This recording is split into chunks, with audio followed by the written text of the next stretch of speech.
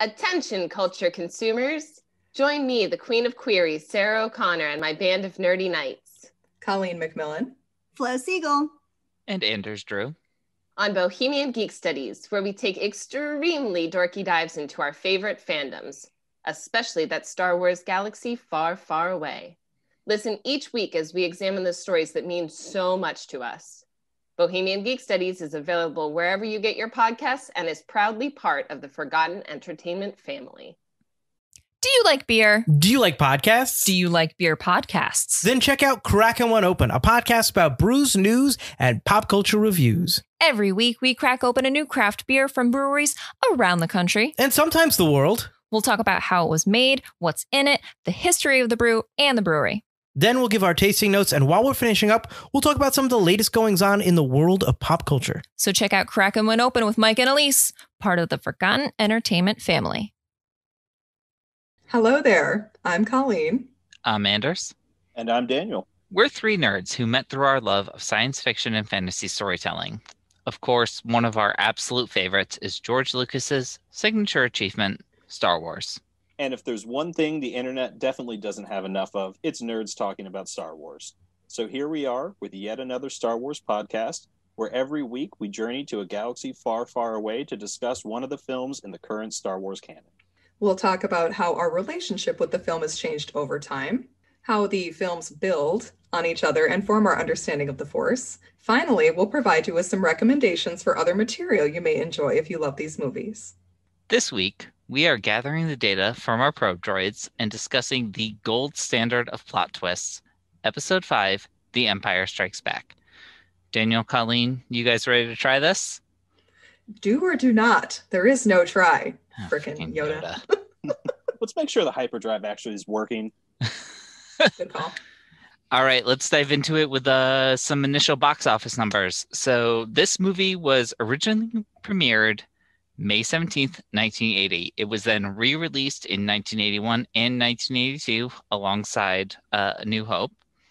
And then famously, it was digitally remastered in 1997 as the special edition.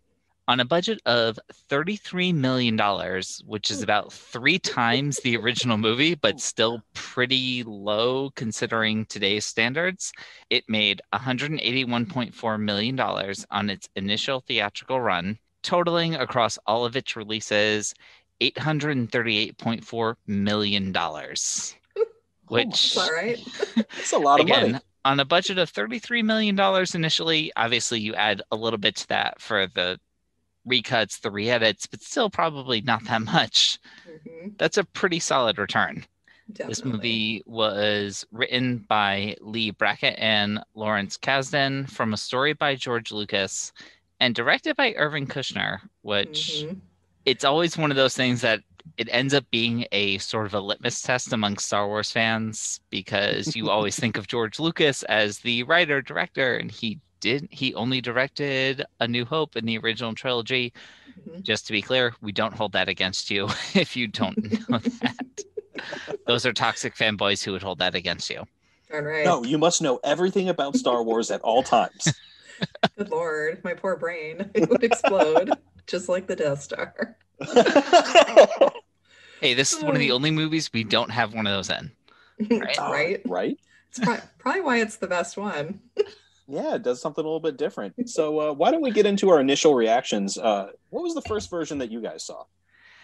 I think just like the A New Hope, I'm pretty sure I saw this on VHS at some point in my youth, and then I saw it in 1997 during the special edition release when that came out in theaters. Colleen, how about you? Yeah, pretty much the same as last time with A New Hope. I saw Empire on VHS first when I was young, and then, of course, the special edition in theaters. Not as offensive as A New Hope. I mean, you can't really do much to this movie to make it bad. It's just that good. I loved this movie, and I wasn't as afraid of it as I was when I was younger of the first and the third ones. For some reason, those two really just freaked me out. I don't know why. So this one freaked me out the most as a kid, I think, because of the whole darker tone and everything. Just like A New Hope, I saw this with the 1995 VHS set. I actually watched all 3 of them in one day. We were snowed in back in the day and watched back to back to back. Perfect. Pretty I'm fantastic amazed way that to you do remember that. Oh yeah, it's one of my most formative memories. It's like one of the earliest memories I have.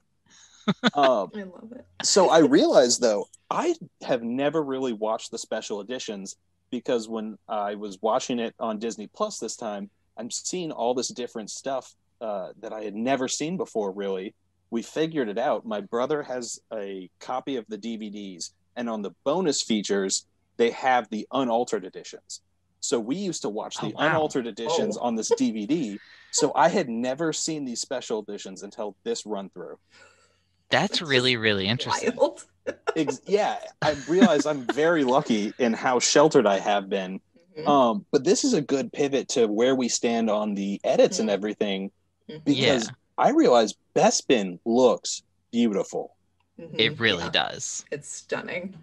I love how they open it up. I remember one of the scenes, Leia and Lando and Chewie are running through the halls of Bespin, and in the regular version, it's just a hallway. There's nothing to it. And in the special edition, they completely open it up. They're on like this platform now, and you can see the gas skies in the background.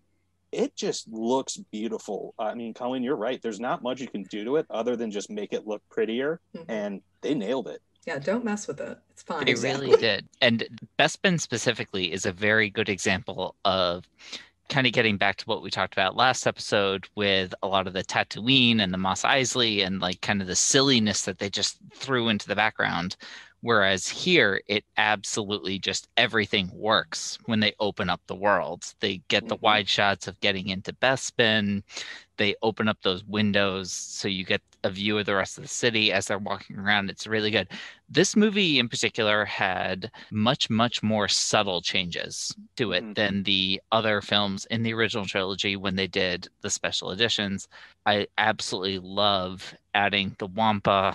I love the idea that in the original cut, you didn't really see it that much, that kind of monster that isn't there. It's a whole different vibe, but seeing it in this edition is just so much cooler. And then for continuity's sake, adding Ian McDiarmid as the Emperor in that scene with Vader is really cool because he is so tied to that character now. Although I do want to give a special shout out to Marjorie Eaton, who was the physical actress that played the Emperor in the original cut of that scene. Just the image, though, the voice was by Clive Revel. Then they used some kind of like weird composite tech or something. They put like chimpanzee eyes on her or something to make her look a little bit more menacing.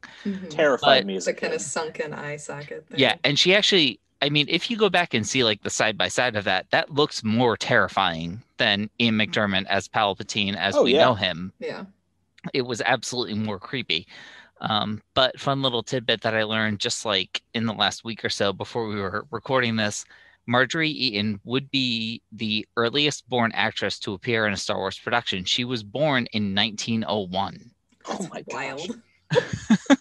All right, good for her. So wild. I love it. Get after it, Marjorie. Absolutely. Yeah. Yeah, the changes in this one did not bother me. I don't think one of them did. More Tauntauns, like, yes, please, give me more. I love the Tauntauns. I have a stuffed Tauntaun, and They'll it's see adorable. you in hell. And makes Corellian hell. Not Earth hell, it's Corellian hell. The Wampa, yes. More Hairy Beast, please. Loved it. Ian McDiarmid is a national treasure that we should cherish. His line readings are just fantastic. He knows what kind of movies he's in, and he just chews the scenery, even with like a couple lines. It's wonderful. And then, of course, Tamara Morrison's voice as Boba Fett. Like, yes. I love it. I love his accent so much, especially since the recent Mandalorian season and the upcoming Book of Boba Fett. It's good to get more Tamara Morrison. Check out Bohemian Geek Studies for our coverage on Mandalorian Season 2. We had a lot of fun with that. We also want to give a shout out, though. While it's great for continuity to hear Tamara Morrison in Empire, like, yes, please. Then obviously we also get him in like the prequels, Clone Wars, Mandalorian. We want to raise our glass to Jeremy Bulloch, the original live action Boba Fett in this film, who sadly passed away just last year. Absolutely. Though officially not the original Boba Fett. Thank you, Holiday Special. Yes, live action Boba Fett. Not cartoon Boba Fett. Not cartoon Boba Fett. Yeah, so, I think you both have touched on really the big changes. I just wanted to say one more thing about the Wampa. I remember when I first watched it, intimidated the heck out of me. I thought it was so scary. And then going back and watching as like a teenager, I'm like, oh, this isn't scary. Why did I ever get bothered by this? And then watching the special edition, I'm like, oh, okay. They made enough changes where I'm like, the Wampa has become intimidating again. I'm like scared for Luke in that moment. It's amazing. That definitely. It's actually kind of funny. Over the course of the last like year and a half, or what have you, I have absolutely recognized the Wampa as this very terrifying monster. But because of my relationship now with Lego Star Wars and how there are a couple of times where they show up with the Wampa and he comes off as just like that misunderstood parent who you have like taken his child, and so that's why they're coming after you. So now I'm just like, oh, it's just like he's just protecting his baby. It's fine. Oh, that's hilarious because that's hilarious because my perception is way different. I remember there was Wampas in the Force Unleashed video game, and they're absolutely terrifying. They come out of nowhere, and they're coming after you. So I've only been more terrified of them as the years have gone on. Are they chasing after Sam Witwer? That would be scary. Yep, I know. Poor Sam Witwer. Protect him at all costs. Protect first husband, please. Colleen, we'll get there. I promise. Wait till we talk about Phantom Menace. Yes, that's fine. But talking about how things have changed or whatever, I'm curious about you guys. I mean, when it comes to how your relationship with this movie has changed over time, I know for me, it is absolutely 100% my favorite Star Wars film. Yep. Even if you take out like the giant twist that Darth Vader is Luke's father reveal, everything is just so well written, so well paced. Right around the time when I was kind of like really getting into movies and everything in like the early to mid 2000s, there was this big movement of we have one good movie that's a standalone, so then we're going to greenlight, write, and shoot volumes 2 and 3 back to back all together. You see this with The Matrix, Pirates of the Caribbean, to a lesser extent because of the movie aspect, but I'm talking about the Millennium series, The Girl with the Dragon Tattoo, like where volumes 2 and 3 are basically just one long story. And I'm like, why didn't you just make one movie? What is wrong with you people? And this movie does such a great job of just standing on its own 2 feet and doing what is probably one of the hardest things to do, bridging the gap between volumes 2 and 3 that so few things can actually pull off. But I mean, what about you guys? Colleen, how about you? Yes. This is sequel perfection. Masterclass sequel making, especially when it's a trilogy and it's the middle chapter. I love this movie even more, just like you, Anders, as I get older. It's beautifully shot. The score, once again, John Williams, just hats off to you, sir, because it's amazing. Cheers. Harrison Ford and Carrie Fisher, my God. They nearly blind everyone with this like electric lust coming off of them. It's amazing. We called them electric last movie, but this one, they are on fire. Yes. Movie. Every single scene with them is fantastic. And you can kind of tell too that Kirshner was like, ooh, we're sticking with them for like most of the movie because they're just that good. Like the poor guy trying to get down the hallway. He's like, excuse me.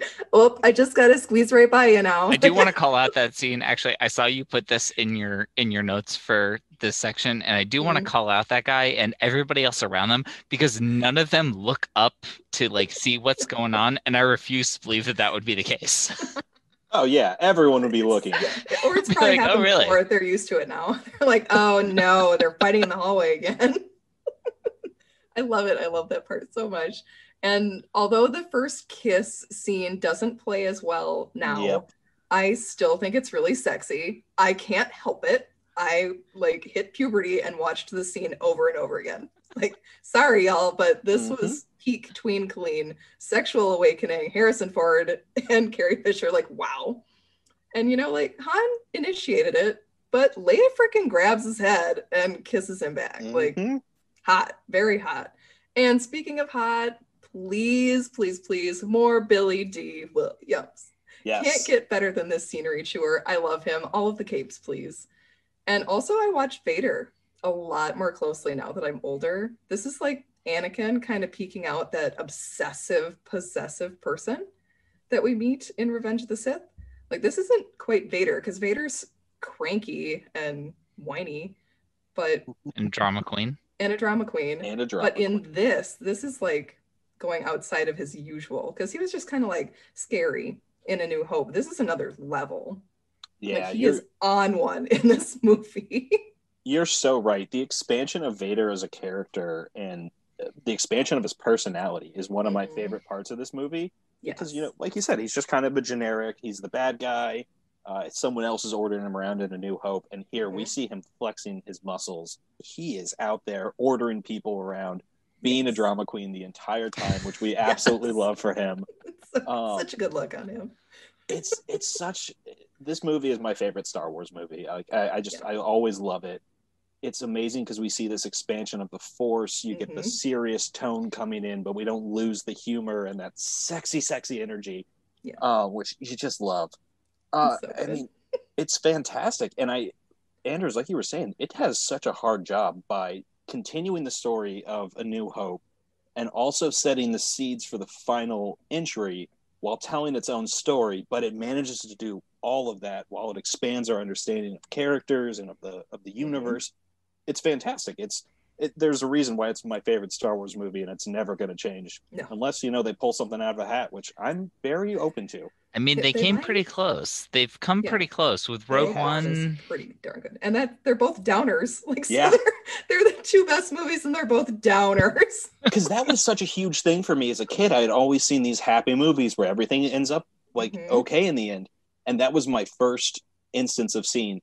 Oh, you can end a movie with the bad guys kind of winning. It was amazing. It was a very formative viewing experience for me. And speaking of the bad guys, we also get a few new ships in this movie, and a lot of them are on the Empire side. So I'm going to start us off with some ship shout outs to Vader's Executor class Dreadnought Destroyer. That thing is massive. In the previous film, we had really gotten like the regular Star Destroyer, and then there was the Death Star. And now you find out that there is, in fact, this middle class in between. There's this shot where the Star Destroyers are coming through, and there's this shadow looming over them. And you find out that it is just this other larger Star Destroyer. Holy shirtballs. Vader needs the biggest ship, y'all. Drama queen. Well, there are other parts of him that don't work anymore, so. Touche. We get a little bit for the Rebels. We have the snow speeders. These are modified T-47 air speeders that the Alliance updated, kind of, to use in Hoth's extreme cold conditions. It comes with the 2 front-facing cannons and that rear-facing harpoon that Dak doesn't get to shoot. Oh, poor Dak. Oh, poor Dak. Poor buddy. We also get some of the Empire's land capabilities with the AT-ATs. Those camel walkers, they're so confusing. They're so slow, but I love them. And we had one of those as a kid. Yeah, I did too. That you could play with. Oh, it was amazing. And then we also get the ATST. So the 2-legged walkers, the little chicken walkers. Yes. In one shot, in one background thing. Yep. Yes, one guy. They're so goofy, but I absolutely love them. I love them too. We already talked a little bit about Cloud City, Bespin. We were trying to figure out, does it count as a ship? Not really. It does have those repulsor lifts that keeps it where it is in the sky, but it's more like a floating city. And I don't think it can escape the atmosphere and go into orbit. So maybe not ship per se, but Cloud City does have those Storm 4 twin pod cloud cars, and they count as a ship. Those are really cool, especially in the special edition when you see the pair of them coming in behind. Everything's really cool. And while, obviously the Millennium Falcon we've talked about before, we do want to give a special shout out to Han's flying capabilities that caused the 2 Star Destroyers to almost actually collide with each other. You see the Imperial officers dodging, trying to be like, oh crap, we're about to hit each other. Something that will ultimately pay off again in Rogue One. Also, coming back to our good friend Boba Fett, Slave One. Boba Fett himself, this isn't his first appearance. Once again, shouts to the holiday special. This is the first time that Slave One is seen in films. And we'll see it again joyfully in The Mandalorian. Oh, I love More Boba Fett, please. More. I also just have to give a shout out to this scene now is so much better having seen Solo. C-3PO comes out and I don't know where your ship to learn to communicate, but it has the most peculiar dialect. Well, I mean, yeah, she's got a peculiar dialect. L3 is talking horny right now, and C3PO has no idea how to handle it. Well, and it's like 3 different brains in there, like 3 different droid brains, so they're all fighting and chatting with each other, and poor 3PO is probably like, what is happening? Oh, he has no idea. He's so prude, he doesn't get it. You know, though, when they put in the course to Bespin, she was excited. All right, Like, I'm really curious now for your guys' opinions, though. If L3 had her pick, would she go with R2 or 3PO?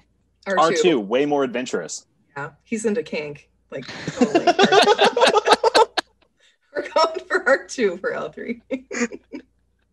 He might be a little too spirited, though, for her. Although Lando is pretty spirited, I still think that L3 is in charge in that relationship. So maybe 3PO would be a better fit for her. I think L3 and R2 would have like a Han Leia, like constantly bickering, but then stupidly in love. Yeah. Which one's which in that relationship? Who's in charge? Well, it's Leia. Who's Han? Who's Han and who's Leia? Oh, R2 is Han because L3 is in charge. Yeah. All right. Well, moving on from the droids, moving into some particular alien shout-outs, I do want to give a shout-out to Lobot, who is Lando's kind of his Chewie. He's not an alien per se. He is a human, and he has that cybernetic crown on him. It's not until Rebels that we find out that sentient creatures actually take those cybernetic upgrades to more or less process information at the speed of a computer. And they take in huge amounts of data, which is why he kind of activates like a droid. Like you might think he's some kind of an android of subtype, although that does often come at the expense of their sanity. Yep, their personality.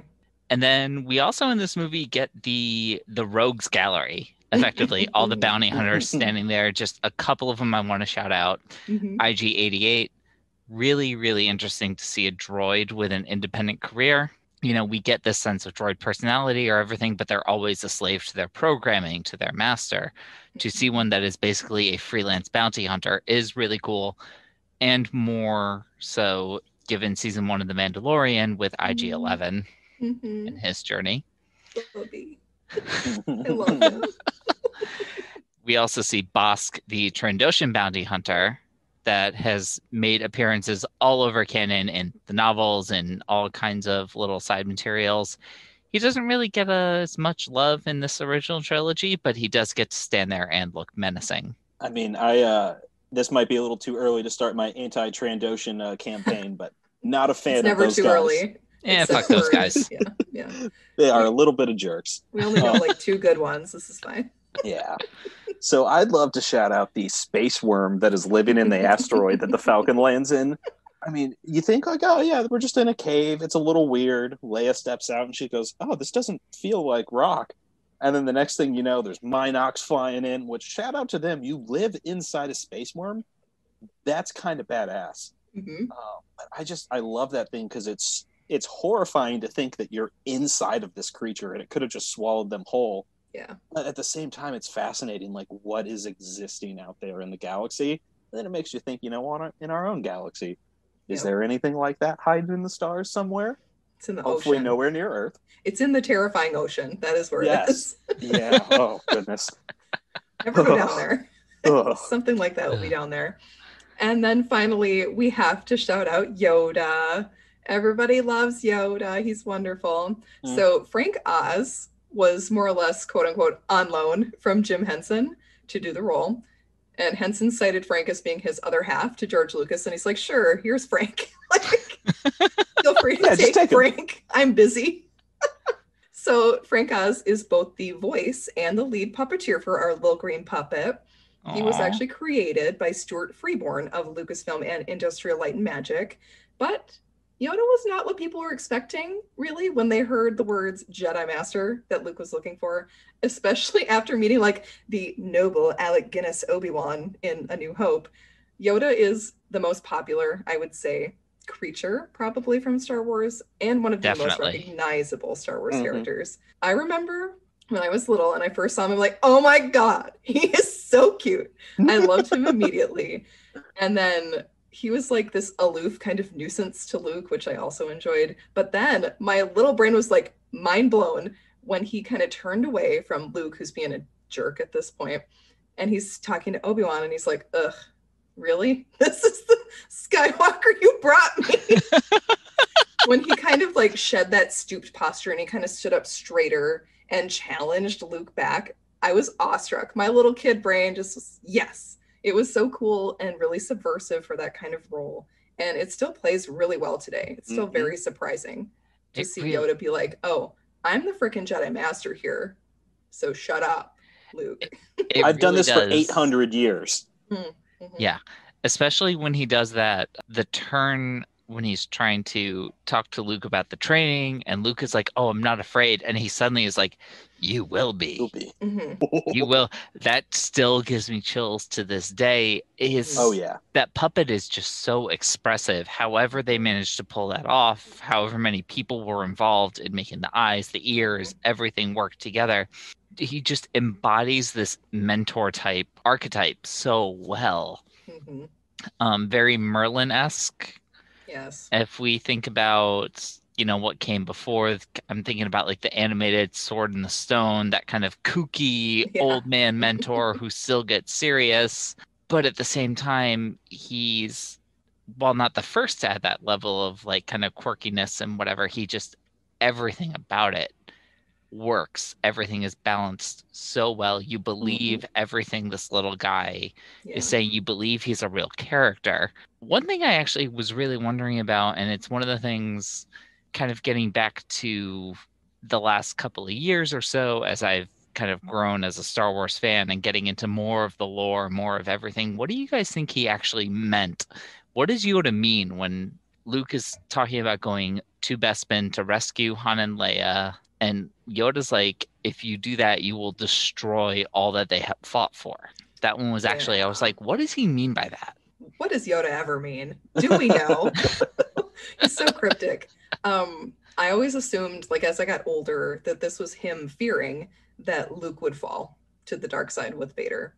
Like, it wouldn't take much. He's like, Luke is not strong enough, Obi-Wan. What is happening? He's just going to topple and go right into Vader's arms. I think so long the rebellion, if that happens, if Luke's gone, even though Yoda does say, quote, there is another, end quote. Luke's right there, though, like starting training, and he chooses to run off and leave training and go rescue his friends. So Yoda... starting, maybe, yes, no. There's some debate about how much time actually passes there. A lot of debate. I think, like, Yoda's just tired, guys. He's so tired. He's been waiting for 25 years.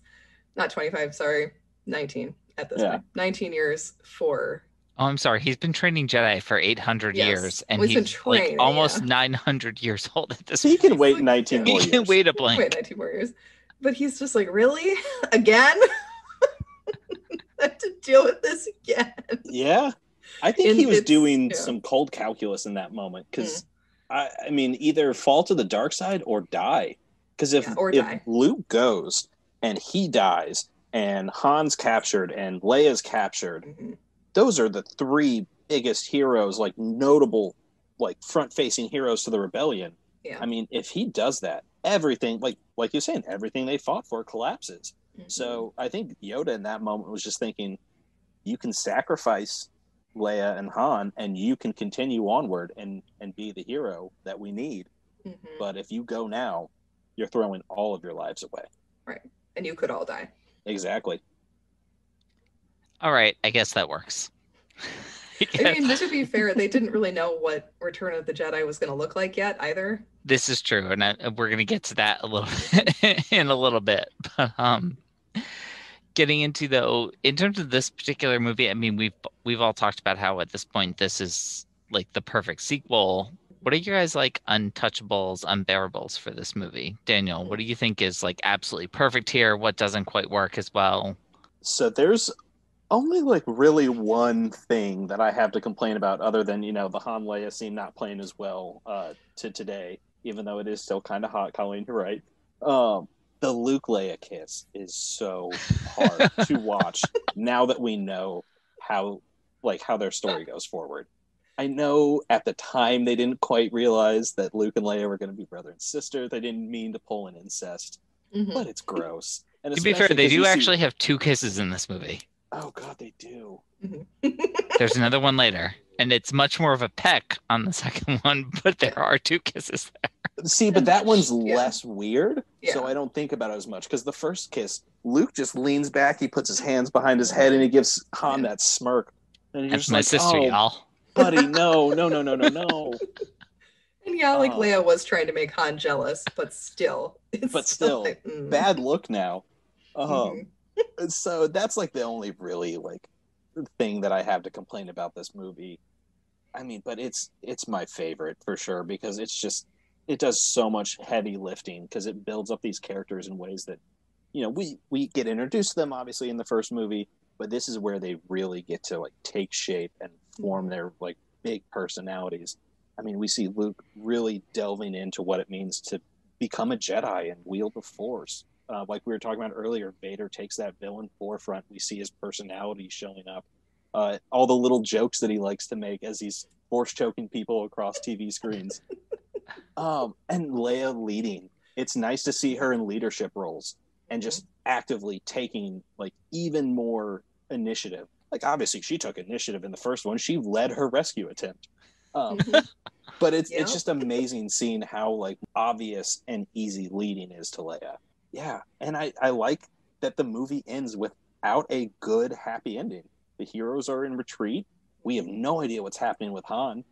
It really like you can feel the stakes, you can feel the danger, and it's a huge influence on other stories going forward. So I love it. That's why it's my favorite. Very, very true.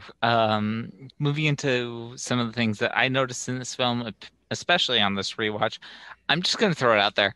In the snowspeeder, why is the gunner facing backwards? Like we talked about, I specifically looked it up for this episode of this podcast of the gun capabilities on those snowspeeders. And they don't have rear-facing cannons. They have front-facing cannons, and the back is just the harpoon and the tow cable. Yeah. So why is the gunner facing backwards if for the most part he should be gunning forwards?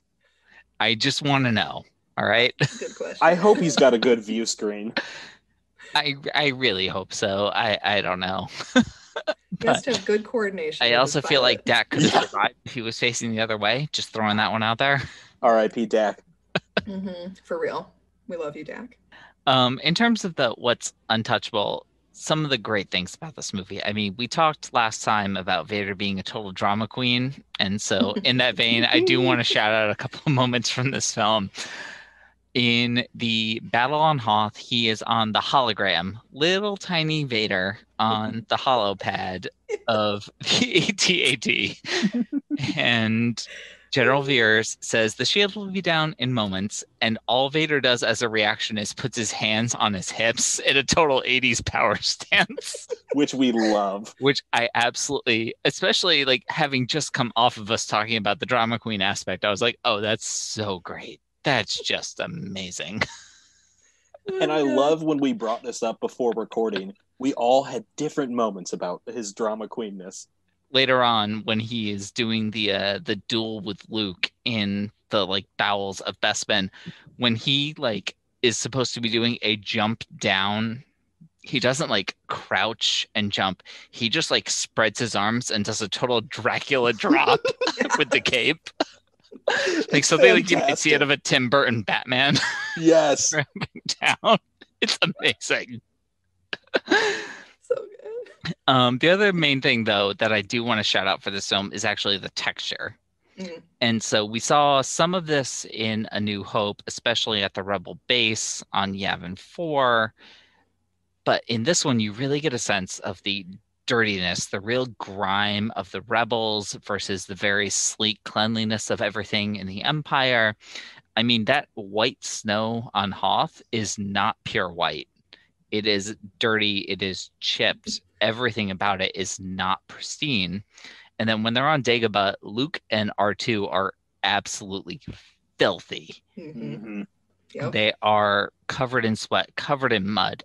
Everything about it. It just makes it feel so much more real. We've talked about it a couple of times so far tonight. It's another one of those things that they'll bring back when they do Rogue One and like Force Awakens. That's one of the aspects that they bring back that they kind of lost in the prequels a little bit. Yeah.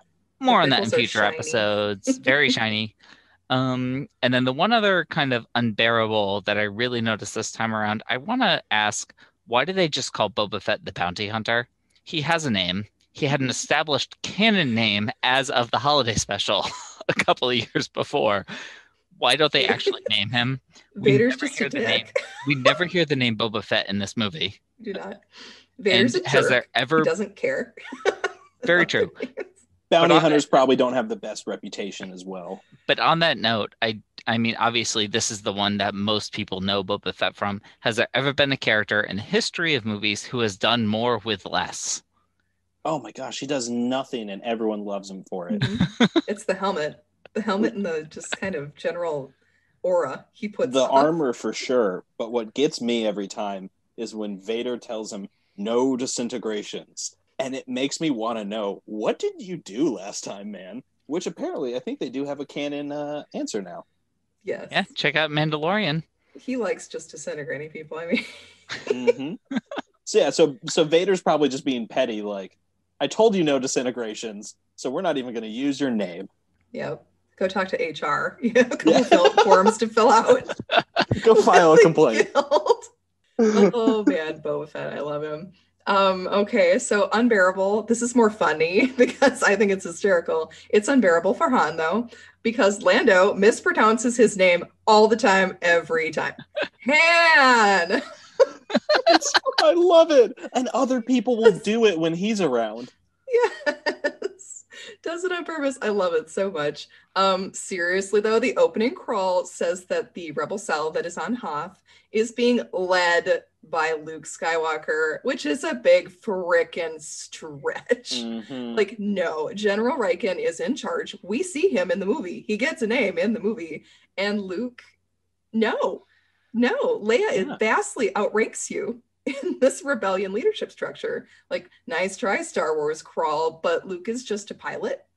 He's like the symbol of victory for destroying the Death Star, but he's not the leader. Like, hell, even Wedge and Tilly's is out there pulling off the flashy moves, but still everyone's like, oh, Luke this, Luke that, Luke. Like, It's for the HoloNet. It sells the headlines. It does. He is a good figure to have on the HoloNet. Last Jedi, we see the power of those stories. Yes. Mm-hmm. Yes, which is true. That does stretch across. But they time then and got space. rid of in Rise of Skywalker, but we'll talk about that later. We will talk about that later.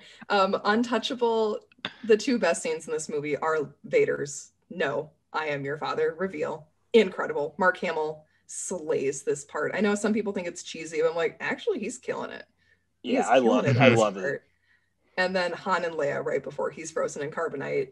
Two of the most famous line readings in film history. Like, yes, please. No, I am your father. And then the fact that Harrison Ford ad-libbed the "I know" response to "I love you" just makes it even better, especially since he proved that it was the better line than George Lucas wanted, because the focus group was like, no, Han wouldn't say "I love you" back. It's one of the hottest scenes ever. Mm-hmm. It is. My God, I love it. Yep. Ooh, yeah. The magic of those cheekbones. Mm-hmm. He doesn't even smile. He just like he does a small nod. I know. It's all you had to do. I love it. Well, moving on a little bit into how this film functions actually as a sequel and as a potential precursor to the threequel that we will ultimately get, I do want to bring us back a little bit to Billy D. Williams. Now, Colleen, you mentioned him earlier, and I'm curious where everyone officially stands on Lando, not necessarily as a character unto himself, because I think most people would agree, Lando's cool. We love him. But if you look at him through the lens of this was the potential Han replacement, they were not sure that they could get Harrison Ford to come back for a third movie. So we weren't sure. I mean, we weren't sure as an audience. They weren't sure as a studio if Han was ultimately going to come out of that carbon freezing. So if you had to actually take him out and replace him with Lando, Han's friend, still kind of a smooth swashbuckler type, definitely an attempt to diversify the cast, which Star Wars has I won't even say checkered history. Star Wars has a pretty bad history with trying to diversify the casts of their movies. Yeah. Especially at this point, they are distinctly white. For me, I think it mostly would have worked moving forward, although actually having him wear Han's clothes in the closing scene was a bit of a stretch too far, but I'm curious what you guys think about this. The Lando cosplaying as Han at the end aside, I would have been fine if, I would have been devastated if Han didn't come back. But Lando is just so cool. Like, I remember thinking he was one of the coolest characters. I had his action figure, and we would play with that all the time. Mm-hmm. Like, Lando was just cool. Like, he just oozes cool, and there's no way around it. So if he had been, the Han replacement, I would have been fine. Though I'm glad that we get both. Yeah, I'd agree. I think they cast it well. If it had been anyone else, I don't know if it would work as well, because you can tell he's a sleazeball, but he's so charming that he gets away with it. Like, even Leia's like, I don't trust Lando, but also, hey, Lando. Yeah, he's magnetic. He's magnetic. He draws people to him. To this day, I really want the Batman movie that has Billy D. Williams as Two-Face, like he was originally supposed to be. That would have been amazing. Mm-hmm. Sign me up. Billy D has all the charisma. Yeah, even you can tell even Harrison Ford in those scenes is like, just let Billy D go. Just let it go. Oh man. So I really enjoyed how much we get to build on from the planets and settings. Because, we only get really like Tatooine, the Death Star, and Yavin 4. And it's just all very small, isolated sets there. And in this one, we get to see Hoth. We get to see that base. We get to go to Dagobah. We get to go to Bespin. We see all these different Imperial ships. So it's not that many more settings, but it just feels so different. And there's just a quick enough pace where you're going to all these different places, and it feels like such an expansion of the galaxy. Mm-hmm. So I really like to see that, because you get to see like a concentrated population of people that are outside of the rebellion. They're outside of the Empire. Like, I was about to say Billy D. Williams. Lando full on says, we're not under the Imperial control here. So it's so cool seeing someone outside of that, the structures that we've already seen. So just expanding the scope of the galaxy like that is amazing. That is really cool, although gotta knock Lando a little bit. He's like, oh, we're outside the Empire's control. By the way, Darth Vader's in this dining room. We were outside of their control as of about a week ago. Yeah, whoops, they moved that garrison in really quickly. Yeah. I love, like I already said the score before, but the Imperial March, for real. Talk about building on an existing score and building into the world. Incredible. How many freaking football teams use this? How many, like, not even football, sports teams use this for sports like ball. The That's villains. What we call them, right? The sports ball. Yeah. Sports ball teams use the Imperial March for like the visitors coming in. Marching bands use it all the time. Like, yes, we got a real villain theme for this movie, and I love it. It's a gold standard when it comes to movie scores. Yeah, it's fantastic. Love it. John Williams. Bow down to John Williams. Always. I think, too, we talked about this a little bit, about there being no Death Star. It gave us a better sense of what the Imperial fleet looks like. That Dreadnought-class Star Destroyer, the AT-ATs, for our good friend Sarah, for the ground assault, the various deaths and promotions give a clear insight into the inner workings of the Imperial power structure. I mentioned earlier, well, I was going to mention earlier, but I think I saved it for this time, that I noticed the attitudes of the officers toward Vader. They're much different in this movie. In the first movie, he was on Tarkin's leash, so he wasn't quite as imposing to them, but he fits easier into this power structure as the head. Oh, yeah. And he's calling the shots. He's killing everyone. The one guy, when he's kind of marching silently off the bridge, and the one guy's like looking at his pad, like trying not to look at Vader, and then when Vader passes, he's like, yes, gingerly looks over, like, yeah. Oh, it's fantastic. So good. I love that. However, we do get our little introduction to the actual big bad of Star Wars when Vader gets on his knees in front of that hologram of Palpatine, Emperor. Love it. Love Definitely. The Emperor. Shout out our guy Sheev. Oh, Sheev. Mm-hmm. The mastermind behind it all. One thing I do actually think was really, really interesting about this movie, though, going back to what you just said about the Imperial officers and how they are definitely terrified of Vader. They are very, very quick to take that promotion that he just kind of bestows upon them. Something that I think would not happen if you made this film today, though. They don't seem that eager to like backstab each other and throw each other under the bus. They Right. just kind of take things that come at them. They'll Now, they just take that way. I mean, there's the one guy who's just like, I'll take full responsibility for losing them and apologize to Lord Vader. I think if you made that movie today, even if you look at some of the other Star Wars properties that have come out since then, they don't have that attitude. They are absolutely willing to be like, nope, you're going to be the one to tell him you're going to do this. It reminds me of a general in the First Order when we get there. Yeah, definitely. Yes. Now, if I'm remembering that scene correctly, the guy who says, I'm going to go inform Lord Vader personally, I'm going to take full responsibility. Isn't that Captain Nita of the Apology Accepted Captain Nita? Yeah. Yeah.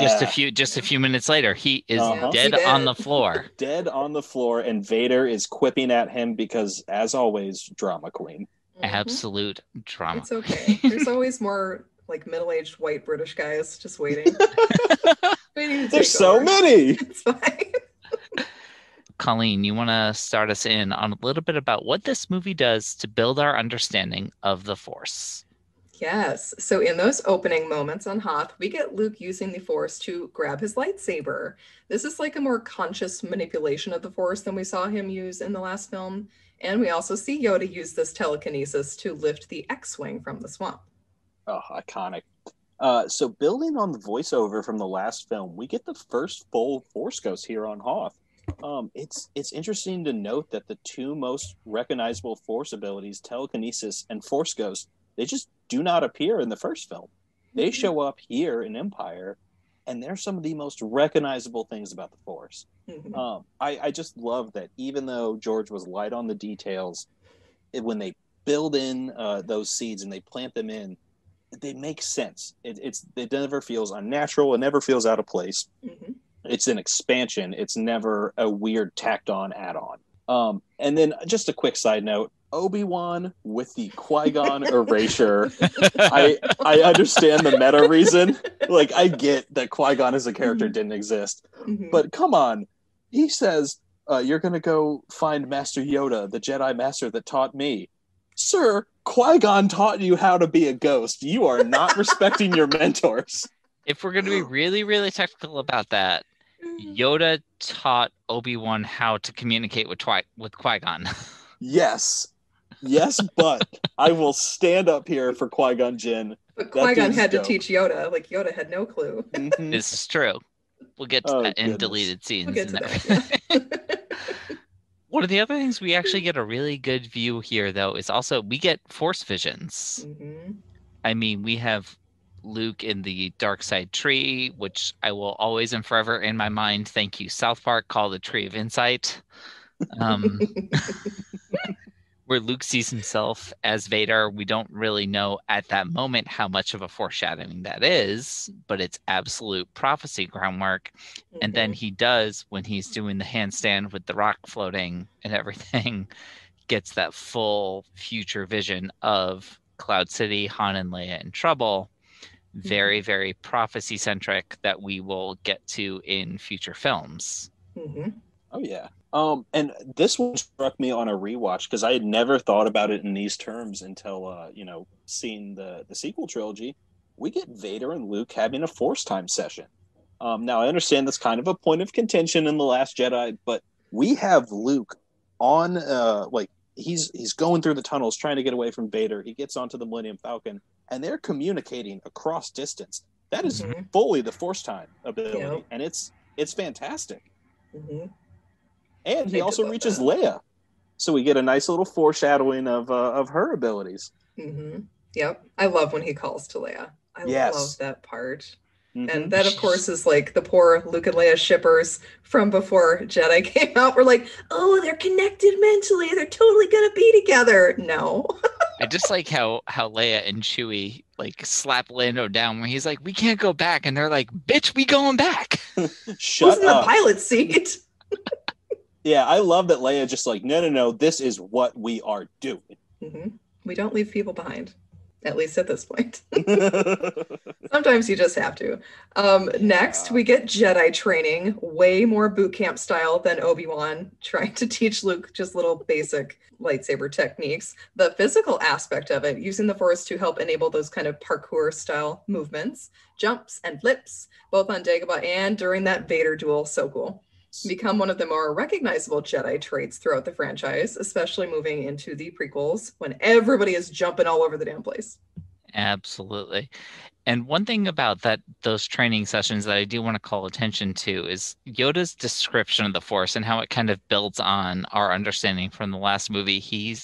Yoda calls him, Luke, everybody, these luminous beings. We are not this crude matter.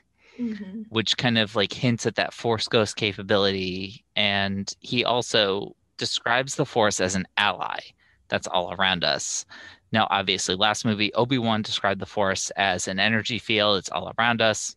And we also talked about last time how Vader describes the Force in terms of its power.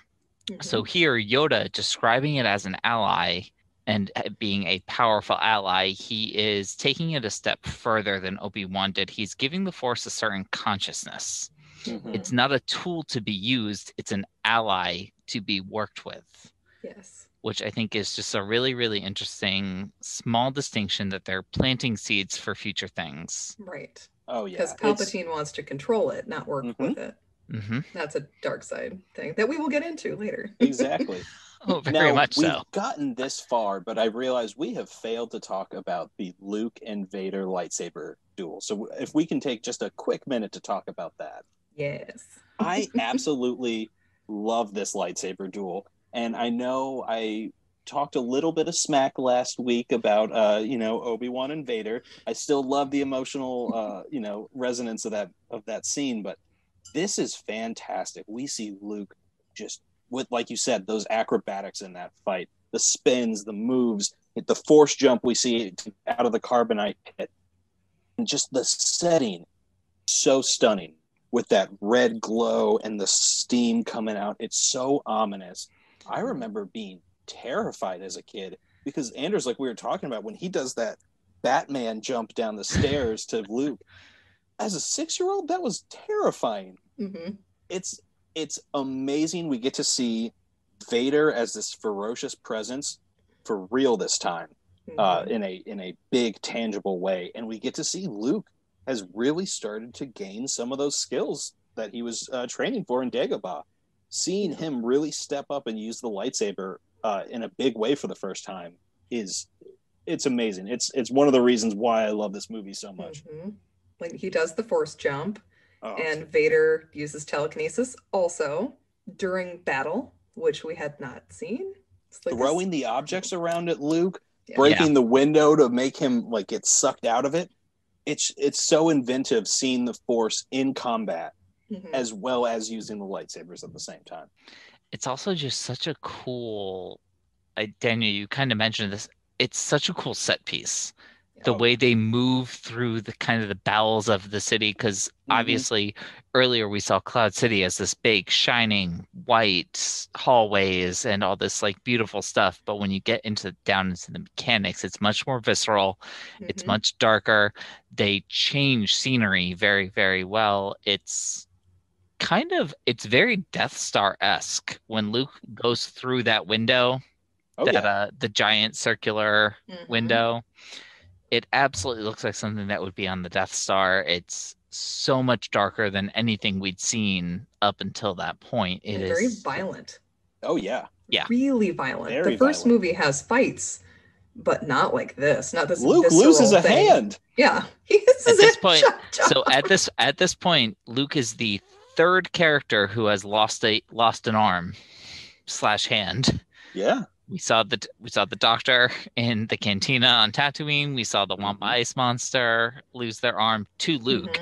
But this is the one that like you feel the most. Yeah. Yeah, because before, our heroes get into fights, there's things, there's stakes and everything. But here we get to see Luke is maimed. That is a huge deal to us because at the time, none of us knew that he was going to get a new prosthetic hand, which shouts out to the technology in the galaxy for how it's progressed since his dad had to get a prosthetic. Great. I'm sure he was going to try that hand out later, but Yes, definitely. Oh, and we also have to shout out that Vader frickin' maimed his son. Like, he knows it's his kid at this point. It's not like him torturing Leia and not knowing that's his daughter. He knows. It's a family tradition. He's just bringing him into the Skywalker later family. At that point, Vader had lost all 4 of his limbs to his mentor. Yeah. So I'm giving you one, son. I'm not cutting everything off. You still get to keep the left one. What's the big deal? Oh, man. All right. Well, I think that is where we're going to wrap up our official discussion on The Empire Strikes Back. So we will end, as always, with recommendations. So stories, content that you may enjoy if you enjoy Star Wars as much as we do. So I'm going to start this week with a list of my personal favorite sequels. I'm limiting this to second installments that I think are ultimately better than the first film. So if I left a sequel off that you love, don't at me. That's my criteria. All right. I'm going to go with Terminator 2, Judgment Day, Aliens, Shrek 2, Lord of the Rings, Two Towers, The Hunger Games, Catching Fire, and finally, Scream 2. Yeah, you're Those right. Timothy Oliphant. Nice Star Wars connection there. Oh, yeah. Very much so. And then this next one, I can't go into too many details about why I think this would be a good recommendation, but if you like Empire Strikes Back, I think you might actually be a fan of The Good Place, the Mike Schur comedy that is currently streaming on Netflix. Fantastic, Rick. And then moving into some more Star Wars actual in-canon recommendations, I'm going to recommend Dark Disciple by Christine Golden. It is a novel. It is a great complement to the training themes in Empire Strikes Back and kind of centering around the temptations of the dark side of the Force. Full spoiler warning, it takes place during the Clone Wars era. So if you haven't watched Clone Wars or aren't familiar with that, spoilers for Asajj Ventress and Quinlan Vos. And as always, I recommend the novelization of this movie in terms of Empire Strikes Back. It is written by Donald F. Glut. Excellent. And I'll go into some Star Wars picks. First, though, I want to shout out the Red Rising series by Pierce Brown. It has this kind of feel, this epic space opera feel, the same as Star Wars. And the second book is one of 3 or 4 books I have physically thrown while reading it. So very Empire-esque book. Book 2. It is the best book of the trilogy also. So more hearkening back to Empire. It's fantastic. Check it out. Well, I'm Googling that now. Yes, please. The more people I can get to read, the better. I love that series so much. Next, heading into our Star Wars books, pick up Lost Stars immediately. Do not pass go. Do not collect $200. Go get this book. This is a Disney canon novel by Claudia Gray. And it follows 2 childhood friends as they find themselves on opposite sides of the ongoing war. Oh. It's fantastic. The book takes place like throughout the entire original trilogy, so it works really well to accompany all 3 of the films, but the tone really fits Empire best. Also check out the newly published, from a certain point of view, Empire Strikes Back for more short stories from characters like Dak, those intrepid bounty hunters, and yes, the Wampa gets a tail as well. Oh, for no. Legends. I'm going to feel so bad about the Wampa Sorry, now. Daniel, I can't help it. Does the Wampa have a child? That's all I want to know. Does the Wampa have a baby? I am not going to spoil anything about these short stories this time. I'm not going to pull another trash compactor monster. It hurt Daniel too much. Legends. I'm a big Legends head at this point. I always suggest Timothy Zahn. His canon stuff is excellent, but these 2 are going to be from Legends. They are Allegiance and Choices of One. They're fantastic books. They mainly focus on Mara Jade, who is a Legends only character at this point, and she is the hand of Emperor Palpatine. And there's also a group of rogue stormtroopers that actually are good at their jobs, which is nice to see. That's why they're rogues. That is why they're rogues, for real, though. There are some great trio scenes, though, in this. It bridges the gap between A New Hope and Empire, so you get Leia and Han dancing around each other, even more flirting. It's fantastic. And then this one's just kind of funny as an add-on. Big shouts to the Star Wars Gangsta Rap video, which you can find on YouTube. It is so funny. My favorite line is, "You won't believe your eyes. Watch the X-Wing rise." It's so good. It's Well, ridiculous. if we're gonna go with that, I do have to recommend then search Fett's Vet on YouTube, the Boba Fett rap that I may or may not have played on a loop for about 3.5 hours to some pledges in college. That's fair, and also very mean. I'm gonna be on a YouTube rabbit hole now tonight. Daniel, right. How about you? So I'm going to have to shout out my absolute favorite childhood cartoon, which I still watch every year. It's Avatar: The Last Airbender.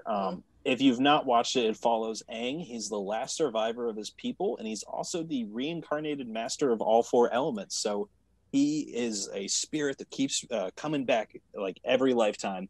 And so he is on a quest to defeat the Fire Nation that genocided his people and are terrorizing the world. So it's a pretty heavy subject matter for a cartoon, especially because it was targeted at kids. And the second season really steps the maturity level up, and it is the Empire Strikes Back of that series. Yes. It was amazing because you can tell it's very much influenced by Star Wars and its 3-part act, and the second season of that show tonally fits with Empire Strikes Back. And Mark Hamill shows up. And Mark Hamill as Fire Lord Ozai. So if you are a Mark Hamill fan, go ahead and get over there. We also just want to give a quick shout out to our friends at Kin Folklore Podcast. They have an amazing series where they examine Avatar: The Last Airbender. And coming soon, they're going to have a Legend of Korra series. So that is the follow-up series to Avatar, which I also recommend. Watch that show. Fantastic. And then since I am the resident video game head over here, I really recommend Star Wars Republic Commando. If anyone is listening that remembers this game, this is from the early 2000s, so it's original Xbox. It is fantastic. You get to play as a clone squad.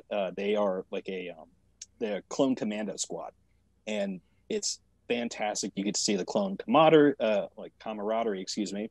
You get to see the expanded look at the galaxy, just like how in Empire Strikes Back we see this expanded look. It's a little bit more gray view of the galaxy and everything. It's very fun. So, obviously it's during the Clone Wars, so it's not original trilogy like we've been talking, but it very tonally fits in with Empire Strikes Back. And I'm looking at you, boss. This is why I don't like Trandoshans.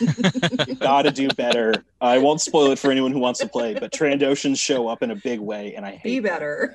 Yeah, just be better. Stop hunting Jedi Padawans. Skier, thank you for being awesome. Shouts out to the Light of the Jedi. Shouts to Skier. Oh, We boy. love Skier. Talk about losing an arm. All right, guys, I think that is where we're going to leave it. So thank you for joining us today. You can find us on Twitter and Instagram at YASWpod. Subscribe to us wherever you find your podcasts, Stitcher, Spotify, Apple, wherever you happen to be. Hit that subscribe button. If you head over to the web at ForgottenEntertainment.com, you can find us and all the other offerings from the Forgotten Entertainment family. You can also find Colleen and I on the Bohemian Geek Studies podcast, where we are currently diving into Star Wars Rebels. Watch Rebels. Watch Rebels. And if you head to BohemianGeekStudies.com, you'll also find Colleen's Book Corner, where she is reviewing Star Wars literature. I believe at this point, Colleen, you're getting into the middle of New Jedi Order. Yes. Big ol' legends. 19 books, friends. And tune in with us again next time when we will be discussing the natural next step in the escalation of the Empire's weapons development program, Episode 6, Return of the Jedi. Bye, Thank you, everybody. everybody.